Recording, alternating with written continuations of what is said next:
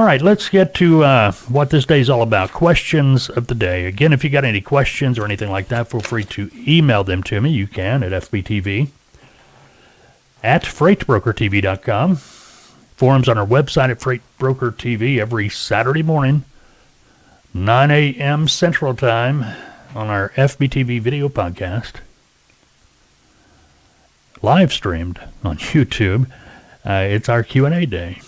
My name is Mike. I'm the lead consultant at TALTOA. You can check us out at TALTOA.com. We are a training and consulting firm specializing in training and consulting freight brokers, freight broker agents, even giving a freight broker agent the opportunity to begin their broker operation at the end of their training because they can go into our mentorship program. That's where a new broker agent, once they finish training, they can begin their broker operation as a freight broker agent through us under a licensed broker. That allows the new agent to get out there and actually start working, start building a customer base, start getting the experience so they can move on, either to start their own brokerage down the road or maybe contract on to an existing broker somewhere. But anyway, okay, Rick sends us this. What should I say when a prospect tells me they are asset-based or their freight is customer routed? Well, not too much you can say, Rick, honestly. When I'm working with clients, I always recommend to clients, when you're making a sales call, keep it simple.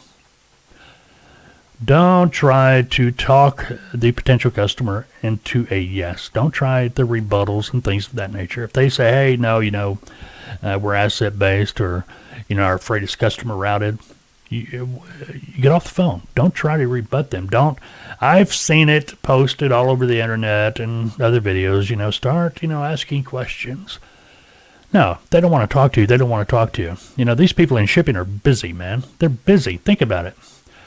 They're a lot busier than you. The people in shipping, they're on that phone constantly. Think about it. They're dealing with their customer. They're talking to dispatchers, talking to drivers, they're talking to brokers, they're talking to their manufacturing, they're talking to their sales. It's nonstop. They expect the conversation to be over once they tell you no. Let their no be no. No may be their asset-based. No might be their freight is customer routed, but no is no. Your response should be, hey, thanks, have a good day. Call them back in a month. Call them back in 2 weeks. Don't make yourself memorable during the sales call. Now, I know in any other type of sales, generally, that's what you want. You want to be memorable. Not here. At least that's my recommendation. The reason is simply this. They'll remember you in a bad way once you become memorable. I'm talking about the shipper, the person that makes that decision. That's that broker. I couldn't get off the phone. They had to start asking 15 million questions. They had me on the phone for 10 minutes, 20 minutes, whatever. It could have been 10 seconds, but in their head, it's there. We don't want that memory. We want to leave the door open because eventually you'll probably get in the door. I can't tell you the number of times I've called somebody, a potential customer, they said no. Hey, thanks. Talk to you later. Call him back in a month? No. Hey, no problem. Call him back in another month? Yes. Couldn't wait to get set up with me. And the thing is, I've had some potential customers out there, and I called, they said no. I may have called them 4 or 5 months in a row. They said no, but by that 4th or 5th time, they knew who I was. Not in a bad way, though. They just knew, hey, I'm just checking in. There's been sometimes me and the person in shipping, we'd be on the first name basis. Hey, Paul, it's, me, Mike at TALTOA. Man, it's just checking in. And they have eventually thrown me a bone. When I say throw a bone, they throw a load my way. That gets you in the door. That's all you want to do. Once you're in the door, it's up to you to work your way up through building the relationship, customer service, things of that nature. So what should you say when a prospect tells you they're asset-based or their freight is customer routed? Hey, no problem. Thanks. Have a good day. Click on to the next call. Don't make the mistake of asking the shipper, the potential customer, the prospect, Well, could you tell me who your customer is so I can contact them? Of course they're not going to tell you their customer. They're not going to tell you that. That's private. They don't want you knowing that. They don't know if you're a freight broker. You could be their competitor as far as they know. So don't ask those kind of questions. Okay, Rick, hope that helped you out. Patrick, are rates between a broker and a shipper pretty steady, or do they vary depending on the day of the week or load to load? Yeah, generally you got a load going from point A to point B. Maybe the load's going from Atlanta to Dallas, and the customer is paying you $2,000 to move that load. I'm just pulling numbers out of the air here. Maybe the customer's paying you $2,000. Yeah, it's going to continue to be paying $2,000.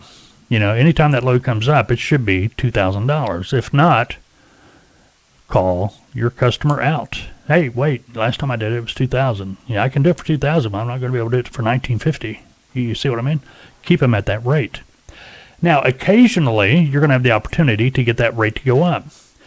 Maybe because they need a truck right now. Okay, you negotiate, hey, I got a truck, but they want $2,250 to move the load. Well, we only pay $2,000. I know, but this truck wants $2,250. See if they'll take 22. You got them up to 22 on that load. Don't let them go back to 2,000. And how do you do that? Well, next time that load comes available, they call you. You talk to them about it. Hey, I got one of those Dallas loads again. Okay, great. Yeah, same rate we did last time, the 22, right? Yep. Don't let them go back down if you keep from it. See what I mean? But yeah, as a rule, the rates for a specific load, I'm talking about equipment, point A to point B, from that same customer, it shouldn't fluctuate. It should be pretty much the same day in, day out until you get it to go up. Now, in these weird times we are in, because Washington can't figure out that we could have a lot cheaper gasoline and diesel, they've got this electric thing going on in their head, which, hey, I'm not against grain, but let's use some common sense here. Let's not break the bank while we're trying to save the world, so to speak. Don't make a lot of sense, we'd being the only country that's doing this, but it is, it is what it is. But what I'm getting at, when fuel prices do start going back down, or fuel prices do start going back up, or continue to go up, yeah, there could be a fluctuation there, a little bit. All right, Kelly. All right, Kelly writes, I'm new and seeking my first brokerage to work as a freight broker agent.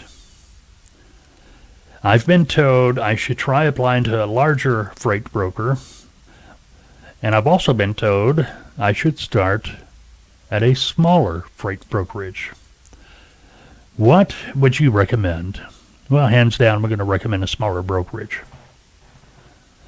Yes, a larger brokerage may be bigger, they may be well known. I'm not going to name any names, but if I say large freight brokerage, one or two probably pop in your head pretty quick. But I always recommend going to a smaller broker. Why? Well, simply because it's going to be easier for you to build up a customer base. Well, how can that be, Mike? Well, simply because the larger brokers, they've got agents on every corner. Think about it. There's an agent on every corner if they're a big broker house. That means that pretty much any customer you submit, it's not going to be new. And the broker's going to protect their agent that handles that customer. It's going to be that agent's account. And they're going to tell you, no, you can't work that customer. That's just the way it works. With a smaller brokerage, more times than not, they'll be more patient with you as well. Now, I know a lot of the larger brokerages, it may be easier to get a contract or get put on, but what's the use if you can't build a customer base? And more often than not, a smaller brokerage is going to be, their contracts are going to be less complicated. It's going to be real. A larger brokerage, they a lot of times new people going in, they know they're new. If you're going in as an agent, they may put things in that contract that you would rather not have in that contract, such as no compete, such as any customer you bring on board is our customer. If you leave, you give up the right to work that customer. You see what I mean? And there are some companies out there that have a very weird commission scale. You got to keep that in mind too. Standard commission for a freight broker agent, 60% of net. Net is the profit on the load. Okay, so if you have a load with a $500 net, agent, 60% of that's $300. All right, keep that in mind. But yeah, my recommendation would be definitely a smaller brokerage. Give you an opportunity to build that book of business up quicker. And you're going to have more of a personal relationship. They're going to be able to help you more. For those of you that are brand new, wanting to get into the industry as a freight broker agent, maybe you're a trucking company, you have your own trucks, you're working with a broker all the time, and you know that's not very profitable for you. You know it's not the right way to run your trucking business. You know you need your own customers. Well, I invite you to check out TALTOA. We are a training and consulting firm. We specialize in training and consulting freight brokers, freight broker agents, helping trucking companies get into the broker side of the business as an extra stream of revenue. But learning how to broker is going to help you as a trucking company learn how to get your own customers. Check out our website, TALTOA, TALTOA.com. All kinds of different packages to choose from. Guaranteed placement in our mentorship program if you're wanting to become an agent. Check it out. 479-668-0838 if you have any questions.